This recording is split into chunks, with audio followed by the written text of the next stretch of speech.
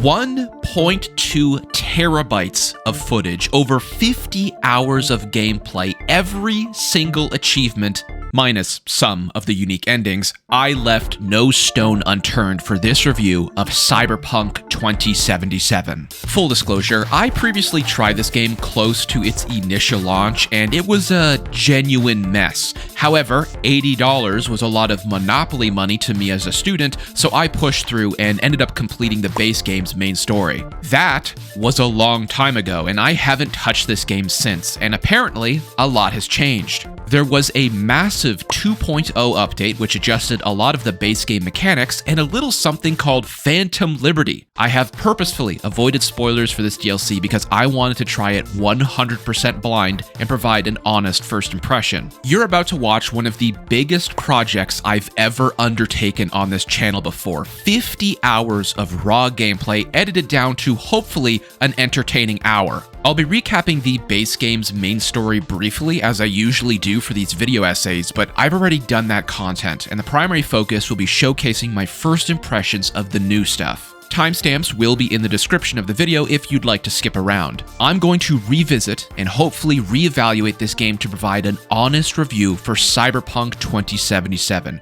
Is it worth playing 5+ years after launch? Is it better now compared to when I originally played it? So without further ado, let's get started and find out together. As promised, this will be a full playthrough, so I decide to start from scratch to check out all the new stuff added to the base game. The developers recommend a fresh start after the 2.0 update, and keeping with the spirit of trying new things, I also decide to go corpo for my origin because I've never done that before either. I randomize my character and stick with this leprechaun-looking dude. I also decide to build a netrunner because my first and only character was a heavy LMG-wielding katana-slicing maniac, and I wanted to try something completely new. I found the corpo start path actually quite interesting. My first character was a nomad, and I still think I prefer that start to this one because your relationship with Jackie is better, and there's a cool car chase scene. But there's so much lore and world building with Corpo. You have access to a bunch of computers, and there's loads of NPCs that are talking about a recent Arasaka leak, Frankfurt, which has everyone on high alert. After chatting with your boss and watching him slaughter a bunch of Europeans, he asks you to take care of his boss so that he can get promoted. It's a little complicated, I won't lie. Damn, there's a lot of little details in this origin story. Isn't this the garage where they fight at the end of the TV show, or am I crazy? Damn, look at how fancy this is. I guess Jackie in this start is someone we pawn jobs off to, almost like we're a fixer. But before anything happens, we get jumped by the goons of the Arasaka higher-up my boss sent me to kill. Luckily, Jackie, my goat, steps in and saves me from anything worse. Our new life has started, and we ditch our dirty corpo past to conquer Night City with our best friend. If it's not clear, I love Jackie. He's probably my favorite companion in any video game ever, and I was honestly debating not continuing with the main story just to keep him alive. But the DLC is locked until the Voodoo Boys portion of the main campaign, so we gotta push through. I do some of the training tutorials since I kind of forget how to play this game, stealth take down some bad guys, and quickly remember there's nudity. I forgot. I think she's naked. I gotta see if there's a nudity option for this. Do not want to get my YouTube channel striked and taken down. That would be bad. She's got underwear on now. Perfect. After saving the client, Jackie rizzes up a police officer so we can get home, and I am shocked by how much free stuff I have in my apartment. What is this? Why do I have so much stuff? Aren't these legendary wait, what? This has to be new. I swear to God, there was not this much free stuff normally. I'm pretty sure it's completely empty. I take a quick peek at my computer and also notice some new stuff there too. Okay, I think they definitely added more cars. Way more cars. Also, it looks like some of them have guns? That's gotta be new. I don't think that was a thing when I was playing. Anyway, we pick up our gun from the dude in the shop, test it out on some unsuspecting ruffians, and get back on track with the main story. Jackie tells us the biggest fixer in Night City, Dex, wants to meet with us to set up a gig for a pretty massive job. First, though, we need to see a Ripper doc, and on the way there, I find a Morrowind reference. What the hell?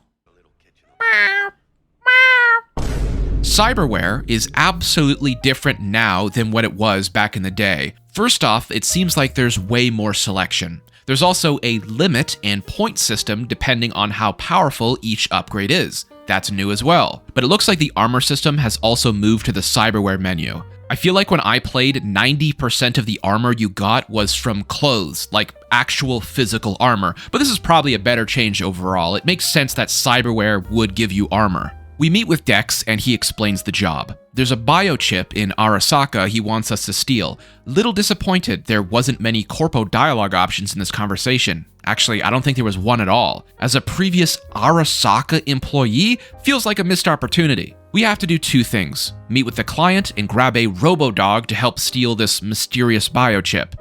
What the hell?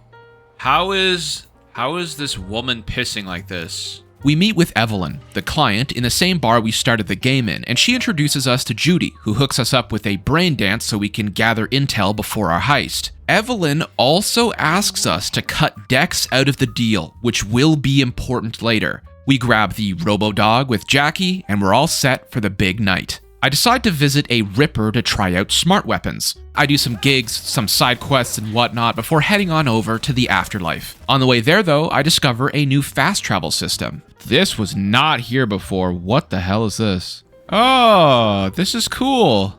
This is like the TV show. I'm pretty sure they did not have this in the game when I played. I think this Metro Edition is pretty great. It's not needed at all, but it's a really cool way to see more of the city and a more immersive way to travel. That being said, I never use it again. So, yeah. Finally, our heist is a go. Once we're up in our snazzy hotel room, we have to guide the robo-dog directly and get it to sit on the face of the netrunner protecting the hotel. We sneak in, yoink the chip, and get a surprise visit from the Emperor. Yorinobu, the Emperor's son, stole the biochip from Arasaka to sell it to the West, but his daddy isn't super happy with treason. Yorinobu flies off the handle and offs his dad, only to call in security and blame it on poison. The plaza is about to be swarmed with police and security, so we make our escape and are unfortunately caught red-handed. After basically falling half the height of a skyscraper, the biochip's container breaks and Jackie has to put it in his head to keep it stable, and we rush off to Delamain and head to Dex. Unfortunately, on the way we encounter one of the saddest moments in gaming history. Don't do it for me.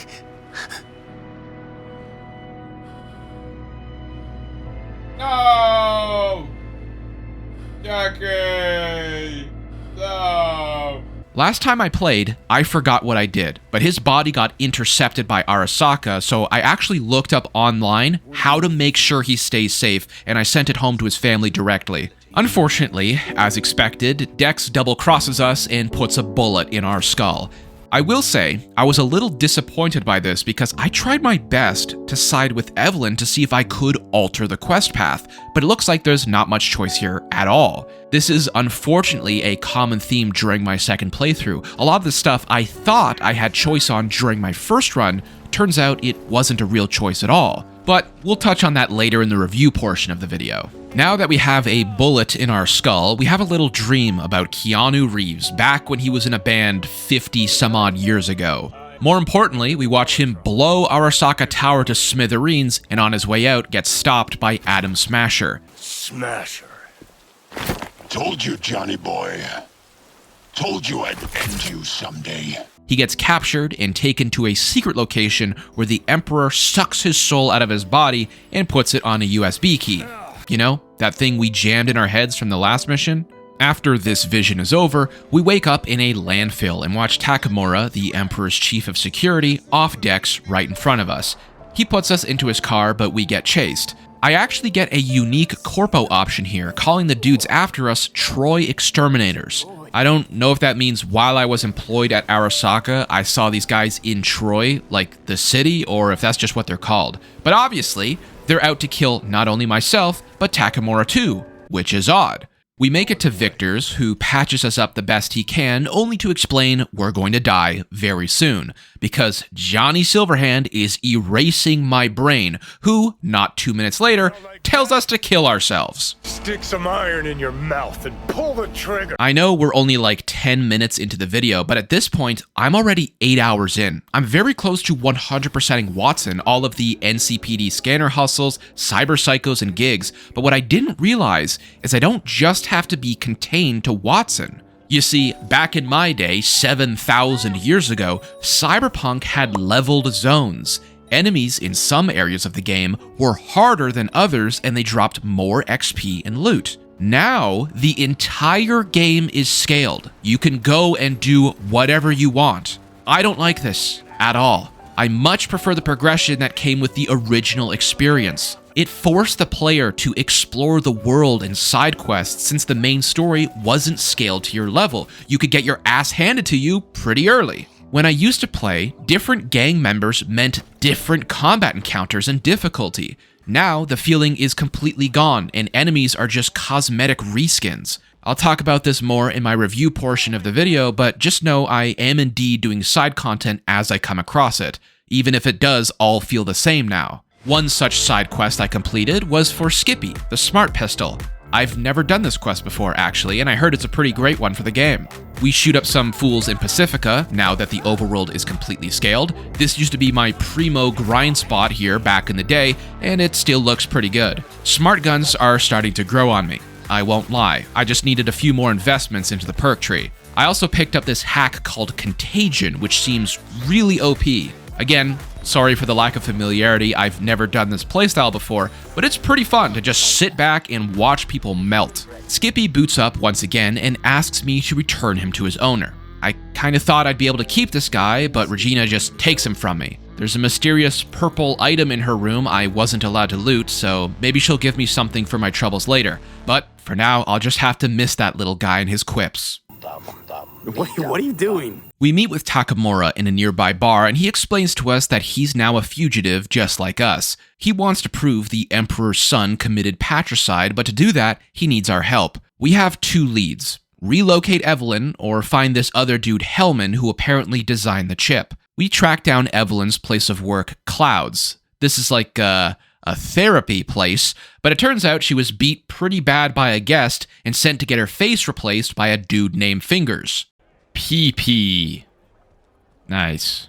Why didn't you say so? This guy kind of looks like my uncle. Well, not the outfit, but like the head. And he says he sold Evelyn to some bad guys for money. There's some investigative work that needs to be done. We basically have to pick up some illegal goon material and scan it for clues to locate where Evelyn is being held captive. Judy and I figure out it's an old factory building, and I infect everyone in the building with my cool virus. We find Evelyn and her Amber Heard bed and bring her back to Judy's to recover. Judy was able to scan her brain and found out Evelyn was actually hired by the Voodoo Boys, a group in Pacifica, to grab the biochip. I'm pretty sure this mission is the last one we have to do before the DLC. You can see in the quest tab the last requirement is to wait for the call, so we just need to burn some time. I catch up on the other two prongs of the main quest. Okay, I'm pretty sure they added in a drink for the cartoon characters from the show, didn't they? Oh no, they did! The David Martinez.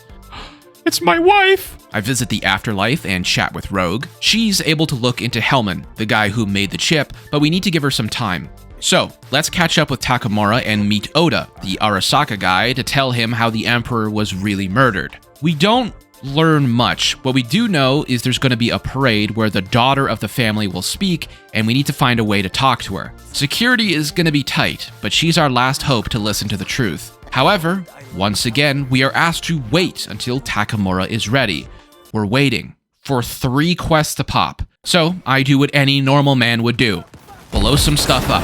Cyberpunk is one of the only RPGs where I have 0 issues with the combat systems. I love it. Don't get me wrong, my channel is built off of Bethesda titles, but the core gameplay of those action RPGs is, believe it or not, the action.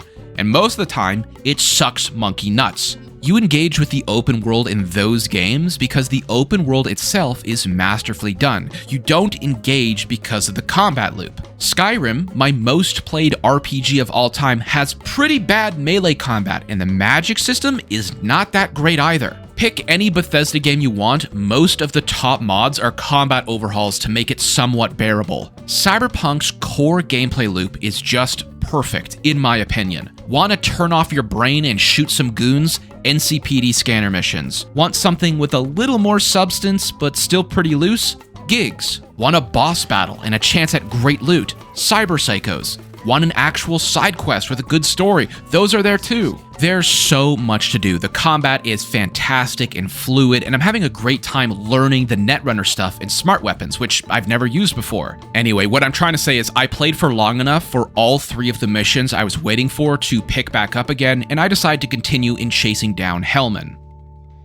For the sake of science, I went into this quest being as mean as I possibly could to Panam. In my first playthrough, I would have gotten down on all fours and barked like a dog if she Anyway, we need to work together for this mission. I need her knowledge of the desert, and she needs my help to get her car back. We help her first and set up a trap in a ghost town to jump the people that stole her wheels. I actually tried to fail this mission to see what would happen if you don't flip the switch. It literally forces you to pull it.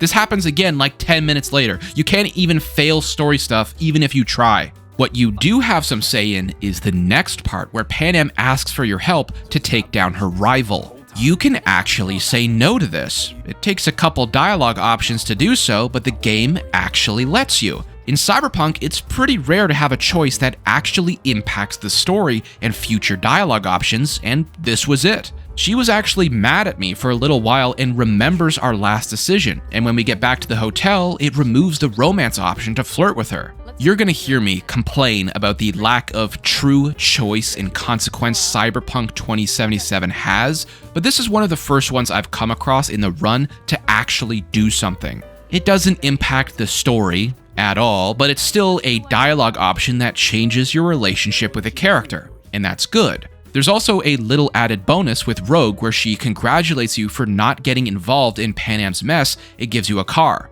Whoa, I didn't know you could get flying cars in this game. Not super sure if those two are actually tied together or not, but it's a small ripple effect from the consequences of your previous action. With Panam's help, we rig a tower to blow, shoot down a convoy, kill some robots, and save one of her friends. Again, I try to be as rude as possible. I get an interesting reaction or two, along with the mention of me not helping her kill her rival, but because we saved her friends, we're basically on good terms with her now, despite my constant disrespect. We finally get our grubby hands on Hellman and interrogate him in a nearby motel. He explains the chip in our head was actually designed to overwrite the brain of the host, so that whoever uploaded could keep living forever. No doubt Arasaka's attempt at eternal life.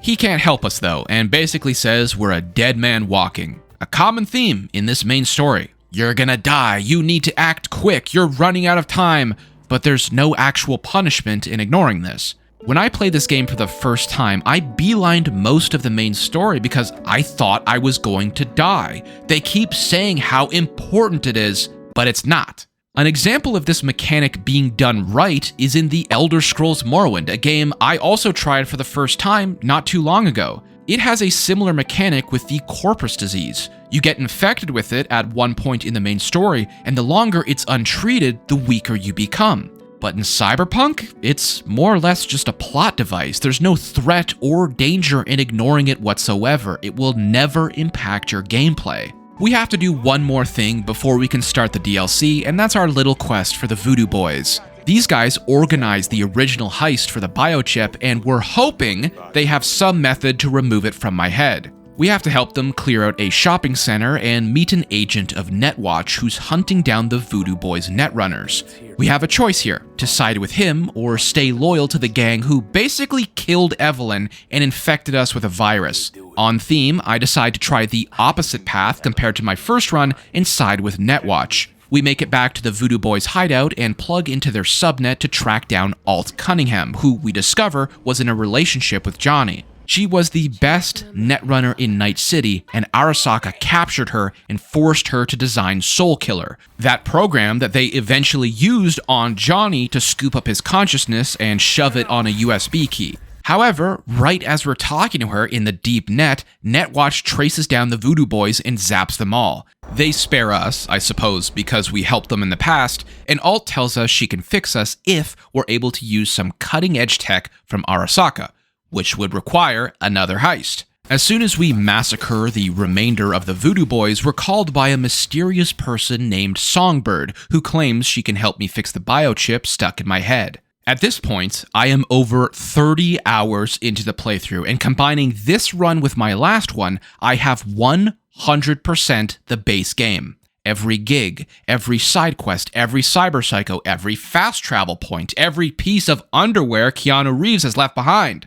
The only achievements you see here that are locked are some of the special endings for the main story and the DLC I'm about to do. I know I'm only about halfway through the main quest, but as I previously mentioned, I've completed this game before. I've discovered, on this attempt, the level of player agency you're given to influence the main story is pretty low, so I didn't feel like doing it all over again. Regardless, it's time to get to the belle of the ball, my 100% blind first impressions of Phantom Liberty. Before we jump into that, please consider dropping a like and subscribing. This video took me 50 hours to record, 10 hours to scriptwrite and narrate, and another 20 hours to edit. This is by far the largest project I've put out to date, and your support lets me continue to do videos like this. Thank you for your consideration and your time. Let's get started with Phantom Liberty. We start by checking out the new area to the east of Pacifica. I'm not 100% sure what was here previously, but I recognize this massive circular building from before. As I approach the gate, I witness an officer negotiating with these mercenary thugs. Looks like Dogtown has a separate governing body run by some kind of militant group. An intrusive thought enters my head, which I quickly regret. Oh my god, they're so okay, I don't think I can do that. Okay, I don't think I can do that. Anyway, as we turn the corner, we have another stroke from the biochip eating into our brain. Songbird appears in physical form, and she tells us she's able to program herself onto the biochip a similar way Johnny is. She's even able to see him. After she mutes Johnny, she explains she's aboard a plane with the president and their crash landing. Their communications have been severed, and the only person she could contact was us by hacking into the biochip. They're going to crash in Dogtown, and we need to help them, otherwise the mercenaries here will pick the crash site clean and kill the president. But before we bust our way inside, she also unlocks another portion of a tech tree for us. New perk tree unlocked. To access the abilities it has to offer, you'll need to acquire relic points. I'm not gonna lie, this is not as impressive as I would have liked a tech tree to be. Like, I would have liked something more like this, but it's like basically this middle I'm not using. This is stealth, or the like optical camo cyberware, which I'm not using, so really it's only two things. Like this one and this one. We sneak our way inside, and along the way are filled in on a few more details. Songbird, or Somi, which is her real name, is one of the best netrunners out there and started at the age of 15. She got hired by Washington to run security for the president and is kinda able to ride along with us just like Johnny was through the biochip, except she can actually hack into stuff on the fly, like lights, elevators, and other stuff. She's basically Johnny, but useful. We finally make it to Dogtown with Songbird's help and check out the market. Whoa, this area looks really cool. What? How do I buy something? Wait, you can buy Widowmaker from him? This is, what's his name's weapon? The Pan Am Quest weapon, no? Alright, let's see if there's maybe some new cyber tech, like some new quick hacks. What the hell? Is that a child? Rather be a kid genius in Dogtown than a big dumb gonk like you. That's just like a 40-year-old adult woman voice acting that. They didn't even try to make it sound like a kid. I don't think there's any new quick hacks at all. That's a little disappointing. Maybe there'll be a new one during like a quest, like a unique one. Here, we also discover the town is being run by a Colonel Hansen, whose private military keeps this place safe from the outside forces of the NCPD, politics, and taxes. Maybe this place doesn't sound so bad after all. After exploring, we meet up with Songbird again at the top of this baseball arena to try and see where the president's plane is gonna crash. Unfortunately for them, Dogtown has some anti-air missiles and brings down the ship. Here, we're told to rush the crash site or else the president will be killed. In classic Cyberpunk fashion, I don't believe them. It's basically impossible to fail anything in the main story for the base game, so I assumed it was the same for the DLC. But oh boy, was I wrong. Hansen sent his goons. Did he really send his goons? Like, if this is a main story quest, it should be essentially impossible to fail if all else proves true from vanilla Cyberpunk. Alright, I made a save. Let's see if there's actual consequences or not for not doing this mission. This area looks so cool. Congrats, V. You just killed Rosalind Myers and fucked the NUSA. Wait, what? Okay. Wait a second, did I actually fail it? Pray we don't meet again, and I mean ever. What happened? Your presidential rescue op. Miserable failure. So now what? Huh. We go on living. Start by finding us a drink. Job failed. Okay, so I definitely failed the mission. You know what?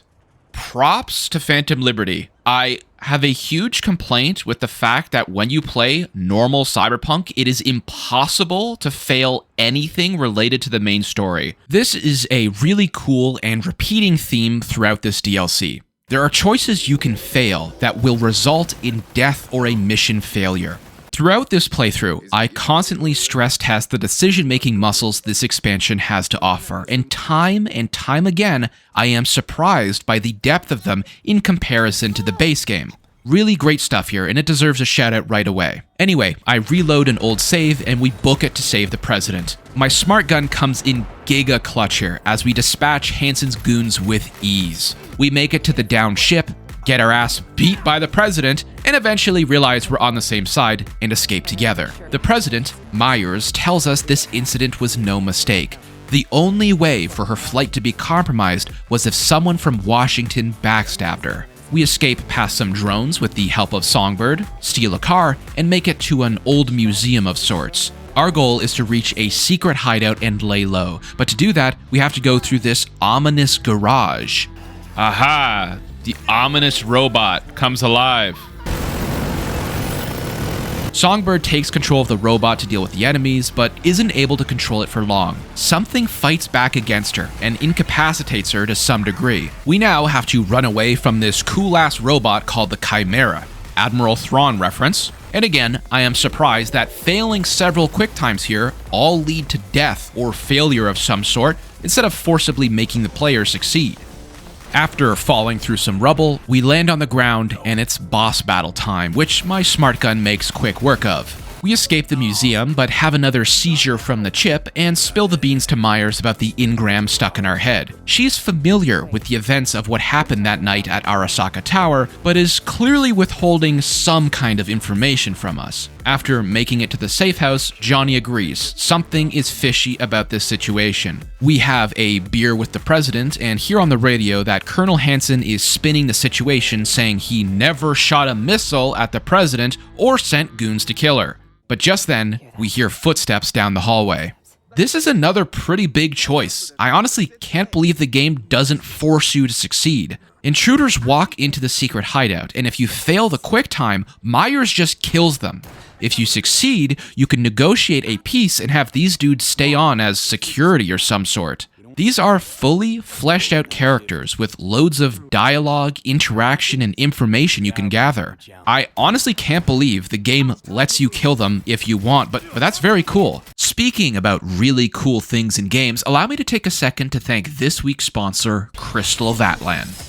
Crystal of Atlan is a cross-platform Magicpunk MMO action RPG where you join the Thornbird Adventurers Guild and explore a world powered by mysterious crystals, where magic and technology collide. Right now, the game has expanded its level cap to 70, bringing a brand new story, powerful new skills, and the floating settlement, The Abyss, a dangerous skybound region filled with pirates, secrets, and intense conflicts. You can choose from 21 classes, all unlocked at the very start. At level 70, you'll face off against the new dungeon Dusk Feather Lair, featuring solo and large-scale co-op modes, plus challenging team battles that really reward coordination and skill. Whether you're into PvE, fair skill-based PvP, or just exploring a unique Magicpunk world, Crystal of Atlan has a lot to offer.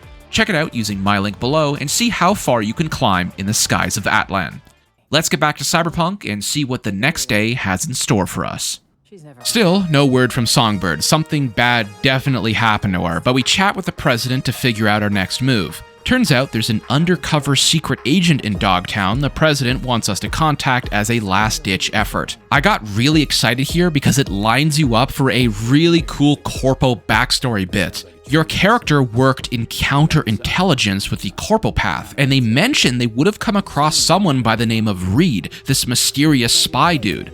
The president says it may have been above our pay grade and we should check again. Really thought I was going to get a mini quest or something to steal from Arasaka's intel database, but alas, no dice. I don't know why she baited me like that, but it's just to add more flavor to the conversation, I guess. The president registers us in the Secret Service database so this Reed guy doesn't kill us right away, but now we need to find him. His contact point is in an old restaurant with a super secret phone that V has no idea how to use. That's pretty funny, I won't lie. It's like during the holidays when my grandma asked me to put on a record on her record player. Reed finally picks up and tells us to meet him in a park.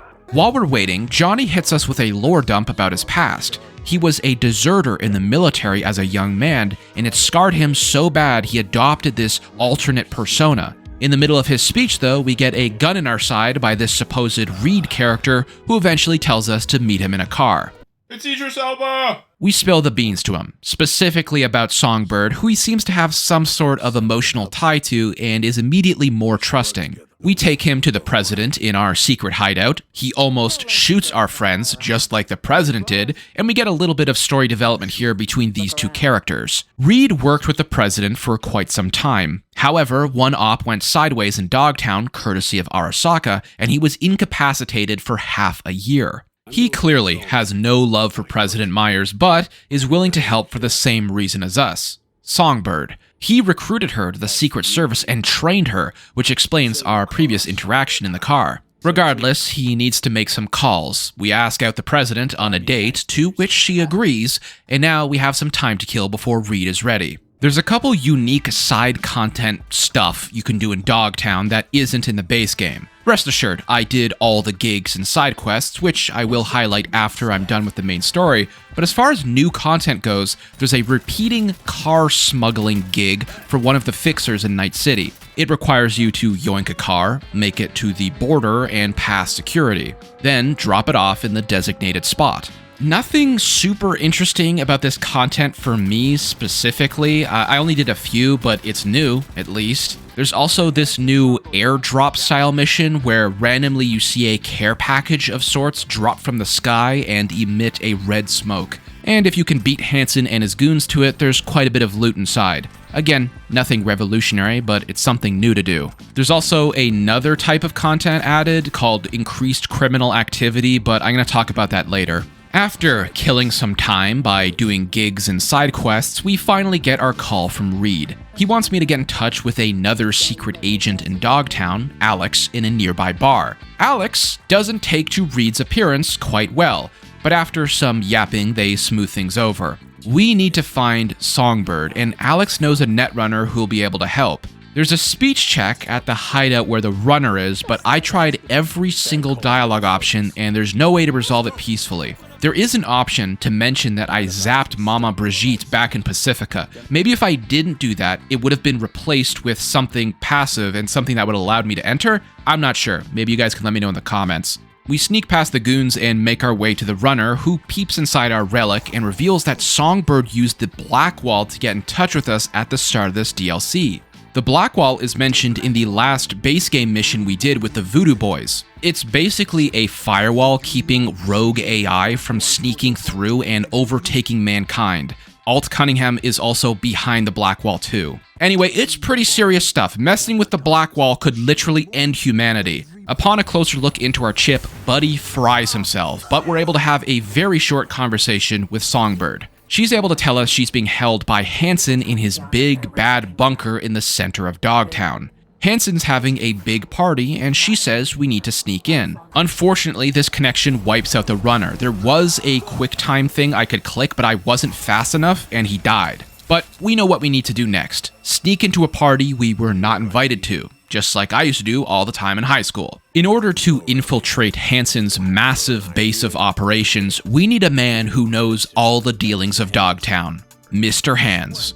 We've done every single side quest and gig up to this point, so he's very helpful and quick to give us the schematics we need to sneak in. He makes it clear he has no interest for Hansen and would like to see his fall so that he can move into the unclaimed territory. But for now, he gives us exactly what we need. No huss, no fuss. I'm curious how this mission would have gone if you weren't doing all of his side quests. Maybe he would have asked you to do a little mission for extra work. Now it's time to prepare for the heist, and we get to check out the secret agent bunker with Reed and Alex.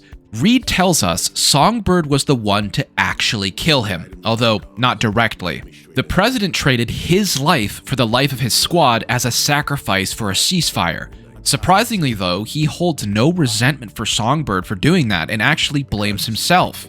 Regardless, it's time to gear up, jump in a sewage pipe, and infiltrate the building.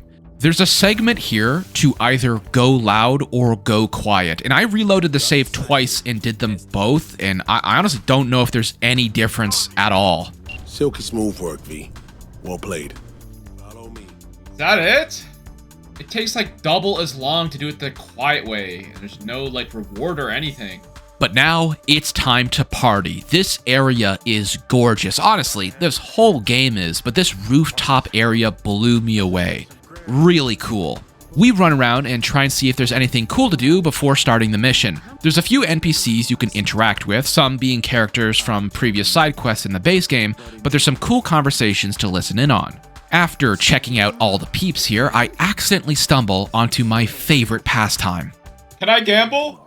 Oh my god, can I please gamble? Please, please, please. We can't gamble yet, so I decide to talk to Reed and locate Songbird. She's very not prisoner looking and spills the beans on the situation. Hansen has a cure both her and I need. I need it for the biochip, and she needs it because she got infected by the Blackwall or something. This cure is called the Neural Matrix, and we chat to Reed and tell him this new information. Reed, however, has other things on his mind. He believes Songbird was behind the president's ship crashing into Dogtown. Is it a coincidence it landed in the only part of Night City with the cure she needed? Is it dumb luck that she came across us, who also needed that cure too? The inside person from Washington, who the president suspected of sabotage, is Songbird herself. I'm probably not doing this twist justice for this summary, but it was a pretty big deal. We still need to go ahead with the plan because I need the cure too. The first thing we need to do is steal the identities of 2 netrunners so we can sneak in and inspect the neural matrix ourselves. Luckily for me, it's time to put in all those hours at the casino to good use. Yeah! Gambling time! Ah, you can only bet red or black? Oh, Cam. V is just being cordial. Stop talking to me, woman. I'm trying to play roulette. No, the camera! I can't move it! N'est-ce pas, V? You weren't snooping just now, were you? Even. Black. No! Black! After stealing the identities of the runners, we're approached by Hansen. He knows we're working with the president and threatens to kill us. However, for whatever reason, he doesn't, because the media is on his ass, of which many notable members are guests at this party. I gotta be honest, this doesn't make much sense here. I don't know why he doesn't just kill us. However, instead, he tells us what we confirmed. Songbird did indeed betray the president. Not just that, she also broke international treaties for Myers by breaching the Blackwall several times, and she came to him asking for help. She lied about being a prisoner. She lied about wanting to help the president. We have to hope she's not lying about helping us. We're escorted out of the party, and Reed tells me to wait a few more days before we can continue. Our next step is to hack into some taxi servers so we can figure out what car the netrunners are in. I get an actual speech check that impacts the mission and allows me to skip a fetch quest or two, so that's cool. We then have to wait. Again, which is a recurring theme for this DLC. Now, I don't mind waiting. As I said, I like doing the side content in this game. There's some relationship stuff you can do with Songbird and Alex during this downtime, but this happens a lot. Wait 3 hours, wait 2 days, wait for this person to call you. I don't particularly enjoy that, and it messes with the narrative pace a lot, in my opinion. This main story, when I was done, might have been 7 hours total, but I ended up spending over 25 hours in this zone alone. Again, yeah, I was doing side content and stuff, but there's a lot of time to kill between these missions. However, at this point in the main story, the increased criminal activity side content event comes available, which I did talk about previously. It's basically a cyber psycho encounter from the base game, but harder and with way more enemies. I also discover that Ripper docks in Dogtown carry every iconic piece of cyberware in the game. Base game Rippers don't do this, so I can only assume this is intentional. I personally don't like that too much either. Takes away a lot of the purpose of these monumental tasks. Why 100% Watson, for example, to get Axolotl when you could just buy it here and save 6 to 7 hours? My best guess for why this is here is because a lot of players have played this game like 1,000 times over and just want a shortcut for all the best gear. But I don't think this should be available to a new player. Maybe it would be a cool New Game Plus feature if this game has that. Anyway, after killing a few hours, it's time to scope out the taxi the high-profile netrunners are using. Once we've identified the car, we sneak into the back seat, wait for them to get in, and take control of the vehicle. We take the car to where Reed and Alex are waiting for us, and this happens. Whoa. What in the fuck? What the fuck? This was the first time I wasn't sure if I was working with the good guys or not. They full-on executed these people. With some cool new technology, we can now shapeshift into other people, and I take on the role of the brother, while Alex takes on the role of the sister. Time to meet with Hanson and execute our plan to get Songbird out, even though she's not really a prisoner there. I actually like this mission. It's a lot of talking, but you have a little ID card for who you're impersonating in the bottom and try to answer all of Hanson's questions correctly. I'm also curious if you play as female V if you take the role of the female netrunner rather than the male, but I don't know. I answered most of the questions correct, but I tried to get 1 or 2 wrong. Hanson points out my incorrect answers, but doesn't do anything about it. Not sure if there's any consequence to messing up, maybe only if you get them all wrong, but you're not allowed to save during this mission, and I didn't want to go back and try it out. Now it's finally time to put our plan into motion. We meet with Songbird and break into the safe that's holding the neural matrix, but here we have a pretty big decision to make. We can choose to either side with Songbird or side with Reed. Songbird just wants to grab the neural matrix and escape.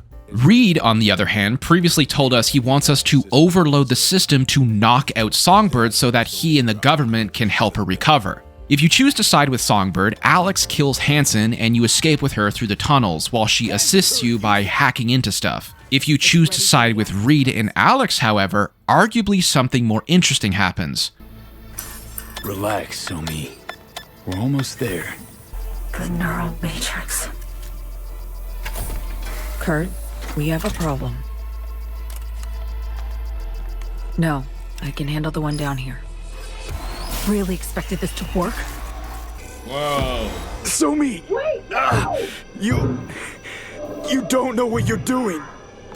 Oh, but I do know me. Doing what I have to survive. Oh my god. That is crazy. That is so different. What? It's working, V. Icebreaker's getting through. Why are you doing this? See, you just did it to me! Two-faced snakes. Ah! What the hell's going on?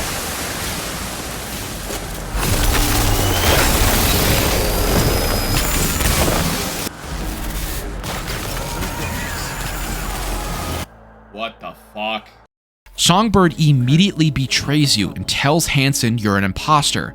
This causes Hanson to kill Alex in front of your eyes, and Songbird goes Emperor Palpatine mode. It's explained later at this point she's infected with some rogue AI from beyond the Black Wall, so now she's basically a cyber psycho. You kill Hanson yourself, who drops a load of cool items, and you escape with Reed's help. As they're driving away, we discover Max Tack is in Dogtown and captures her. This is by far the more interesting ending, but as you'll see, it bugged out for me and I just couldn't proceed. I made a hard save here just in case I want to troubleshoot later, but I decided to just go with my original natural path that I picked on my own. After we help Songbird escape the facility, we have to wait a few days for her to call us, which is typical for this expansion. When she finally does reach out to me, it's quite clear she's incredibly weak. After meeting her in her car, she spills the beans. The plan is to infiltrate the spaceport in Night City and catch a flight to the moon where her super secret medical facility is and where the doctors can use the cure to fix us. However, we need to be careful. Reed and the president are hard on our tails, so we need to play it cool. Really love the effort they put into this place. Quite an amazing location for a finale with some really cool set-piece rocket ships. Anyway, after sneaking around a bit, opening some vents, cranking some guards, we get to the top and drop a fire hose for Songbird to climb up. However, as soon as we make it to the roof, the Secret Service shows up, and we hide in a vent to eavesdrop on the conversation. Myself and Songbird are now enemies of the state and are being hunted down by an elite government black ops squad. The president questions Reed's loyalties, but he promises he'll put an end to either of us if he sees us. Songbird is losing strength fast, and we need to make it to the spaceship. The Black Ops squad is now taking over the airport security by force, slaughtering the guards.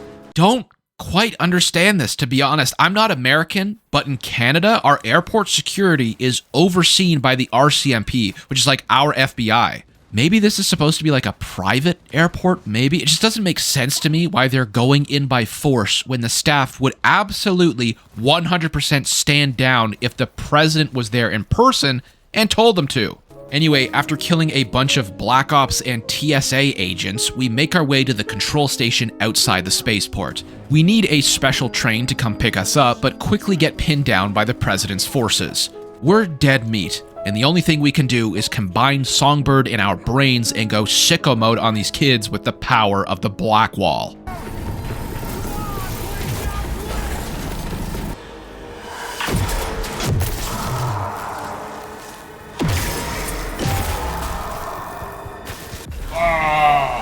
I'm like Palpatine. Actually, I don't even think Palpatine had this much aura, bro. Like, took him forever to kill one guy. We make it to the train, barely alive, and Songbird breaks the bitter news. The cure, this neural matrix we've been helping her to save us both, only has a one-time use, and she's gonna use it. There was never a chance we were gonna be cured. She strung us along from the very start. This point here is where these stories diverge. I was pissed Songbird lied to us from the very beginning, and when taking her to the spaceship, Reed pops out and asks us to hand her over. I agree, under the condition I get to use the cure from his people in Washington, and he accepts the deal. Songbird is taken in Reed's arms to a secure facility, and we have nothing to do but wait until Reed reaches out once again. When he finally does, a few days later, we meet him at a gas station where he tells us he's going to reach out again in a few days, but he'll send the government's doctors to come check us out. Waiting for the pickup, Johnny pleads for his life, which is honestly kind of surprising to hear, condemning me to death so that he can get a few more years as an engram. The hell you want from me, Johnny? Acknowledgement, decency, a sprinkling of regret, and an apology. Want an apology for me choosing to save my own life? No, V. An apology for fucking ending mine. Could have been solid-ass chooms in another life. Wondering why we weren't in this one. Think this is it, kiddo. Guess so. Think we can find it in our heart to forgive each other? Yeah. I can. You? Think I can too. This whole ending was honestly very touching, and I'm glad I got it for my first one. We see glimpses of the operation being done to us, along with a few callbacks. Jackie! We finally wake up. The operation was a success, and the cure was able to remove the engram, but I lose all ability to use cyberware. Also, the coma lasted a little longer than I thought. There's One other thing. You were out for 2 years. What? It's 2079. Jesus Christ. Honestly, I don't understand why the government is willing to help us. Yes, we saved the president, but we also slaughtered at least 100 of their operatives and helped a fugitive escape. Maybe Reed is as honorable as Johnny says, but I was an enemy of the state, was I not? After talking with Reed a little bit, we get to pick from a list of people to visit now that we're cured, and I choose Victor, since he's the only one whose questline I completed. I also paid him back before dropping off the Earth for 2 years, don't worry. Regardless, we're back in Night City and go to see Victor. He tries to fix my issues with cyberware, but isn't able to. He gives me a heart-to-heart about life, choices, and whatnot before one of his clients boots me out because he sold his business to a corporation. A lot has changed in 2 years. I'm gonna get jumped.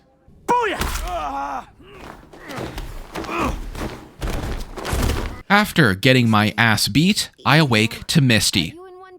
She's got Jackie's, jacket. That's cool. She gives me a nice pep talk, tells me how I'm like most people in Night City now, just another face in the crowd. Most RPGs have you end as a god or some kind of major hero. I think it's cool. This ending is basically the exact opposite. We get this weird cutscene, which I don't think I've ever seen this game do before, where you can actually see your guy in third person, but say goodbye to Misty and blend back into the crowd. There are, of course, other endings to this expansion, of which I go back and do, but my original ending, this story, concludes my adventures as V in Night City and Dogtown, and what a ride it's been. I'm really happy I got the quest path I did. I did do some of the other ones, and they weren't nearly as fleshed out. This definitely seems like the true ending, but still some of the other ones are quite interesting.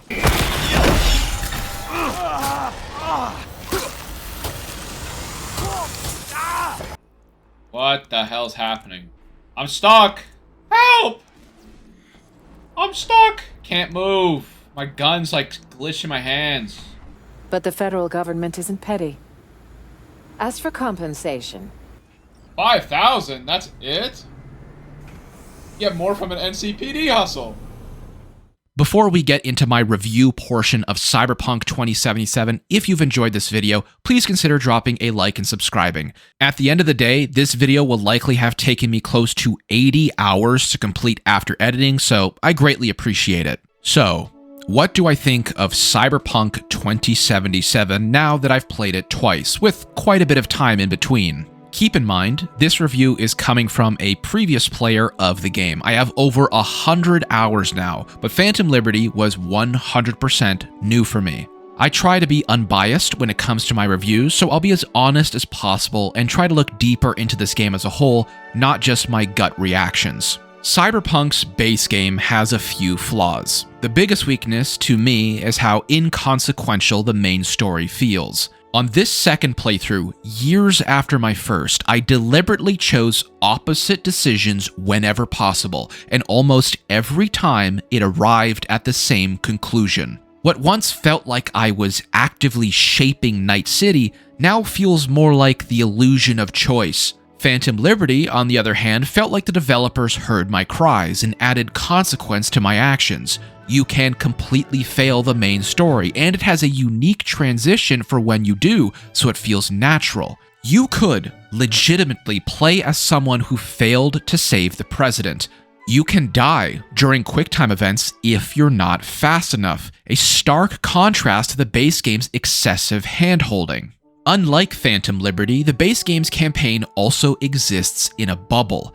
It's nearly impossible to meaningfully affect it from the outside in, or even from the inside out. Your relationships with fixers who function as this game's faction leaders have zero narrative weight. In my first run, I completed all of Wakako's gigs, assuming that would influence how she treated me during the parade mission. It didn't. This time, I barely interacted with her at all, and the outcome was identical. Same dialogue, same level of trust, same access. Somehow, we're still best friends. Again, This is addressed somewhat in the DLC's Dogtown. Mr. Hands plays a somewhat important role in the main story, and depending on how much work you do for him, how much he likes you, he can aid you in varying different degrees. Don't get me wrong, I'm not expecting a Fallout New Vegas faction-style system, but at least it wasn't completely ignored for the DLC, whereas I would say it was ignored for the base game, right? Let's take a faction like the Tiger Claws. You can slaughter members of this faction or never touch a hair on their head. It doesn't matter. Nothing changes. No choices are locked out. No bounties are generated. No relationships deteriorate, and the world doesn't react. It would give the player an extra incentive to approach these missions stealthily if they didn't want to tarnish their relationship with the faction. Instead, there's no real reason not to go in guns blazing unless the mission requires it, because you know it's not going to affect the rest of your story or gameplay. Where Cyberpunk's base game does allow player impact is within romance questlines, and Pan Am's story is a great example. Her missions have real agency. If you don't help her or constantly push back, romance options disappear. I appreciated that. These choices are mostly contained within Pan Am's own narrative bubble, but at least they exist for the player. You can have some influence on how it plays out. Outside of these isolated cases, the base game's main story offers very few impactful decisions. That's not something I noticed in my first playthrough, but it became obvious the second time through. Most choices boil down to whether you fight enemies or don't, and those decisions almost never carry forward. One of the most memorable exceptions used to be Fingers. In the main quest, if you stayed civil with him and didn't punch him, he'd act as a Ripper Doc and sell you unique cyberware. That's no longer the case. A later update standardized all Ripper Docs, removing his uniqueness entirely, which, fittingly, reinforces the theme here. Your actions don't matter. What makes this lack of agency in the main story so strange is the rest of Cyberpunk is actually pretty good at it. Gigs and side quests can be failed outright. Many have multiple outcomes, branching paths, and distinct endings. Level design is consistently strong. There's almost always a back entrance, a hackable route, or a stealth option. You're rarely forced into a single approach, and that deserves genuine praise. But speaking of Phantom Liberty, one issue I have with both the base game and the DLC is how disconnected V's personal story feels from the actual gameplay. In both of these main stories, you're placed under extreme time pressure to save your life. Yet, there are no consequences for ignoring it. Compare that to my Morrowind example, which I mentioned about the Corpus disease, which actively impacts gameplay and motivates the player to find a cure. In Cyberpunk, the stakes are arguably higher, but mechanically irrelevant. You can spend 40 hours doing side content with no effect on your condition, your build, or the world. Honestly, I'm not sure how you would fix this without restructuring the narrative entirely, but as it stands, the urgency is completely artificial, and I didn't like that they leaned on it again for the DLC. It's the exact same motivator for the player, which I thought, as a narrative device, was a little been there, done that. I'm honestly surprised they went with it again for the expansion's main story. That was an odd choice in my opinion. Jumping back to the base game, Patch 2.0's level scaling system is another major disappointment for me. I dislike level scaling on principle because it flattens progression, and Cyberpunk now leans fully into it. This is especially frustrating because the game previously had a working zone-based system. Years ago, Voodoo Boys were noticeably harder than Maelstrom, and they dropped better loot.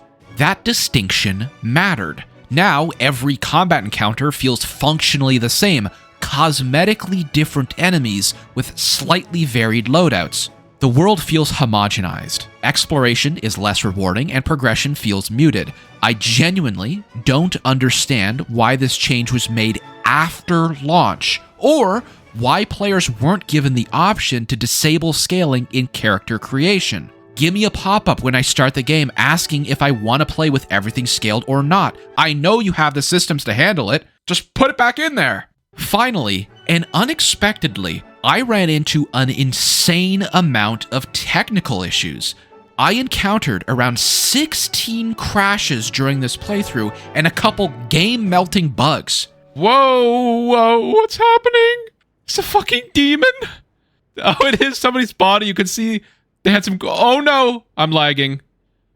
Uh-oh. No. What is happening? I thought they fixed this shit, man. It's been goddamn 6 years. Now, it is really hard to be objective and lay out a game's flaws, especially when it's a game I like so damn much. But it would be unfair for me to look at this unbiasedly, and I really wanted to do a deep dive to look at its flaws. But now, since I've already talked about that, I get to talk about the things I love about Cyberpunk. This game feels amazing. It's a visual masterpiece. You can tell in set designs for quests how much effort was put into designing areas you'll never visit more than once. The skyscrapers, the lights, the bustling crowds, it feels like walking around a theme park. I actually really enjoyed the fact Dogtown is kinda gross.